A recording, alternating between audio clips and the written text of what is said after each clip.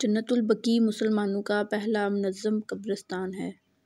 یہ دفن ہونے والے افراد خوش نصیب اس لیے کہلاتے ہیں کہ اس مقدس حصے میں کئی صحابہ اکرام کی قبر مبارک بھی موجود ہے۔ آج ہم آپ کو بتائیں گے کہ یہاں میت کو کس طرح دفن کیا جاتا ہے۔ جیسے ہی کسی کا انتقال ہوتا ہے اور وہ قبرستان سے رجوع کرتے ہیں تو لحد بنوائی جاتی ہے اور پھر میت کو لا کے اس میں دفن کیا جاتا ہے۔ چونکہ یہ قبرستان مدینہ منورہ میں ہے اس لیے ہر وقت بڑی تعداد میں مسلمان موجود ہوتے ہیں جو اسلامی فریضہ سمجھتے ہوئے میت کو کندھا دینے، نماز جنازہ پڑھنے اور قبر پر مٹی ڈالنے کے لیے موجود ہوتے ہیں۔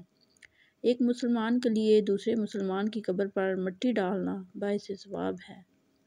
جنت البقیع کی خاص بات یہ ہے کہ یہاں قبروں پر کسی قسم کی تختیاں یا شناخت موجود نہیں۔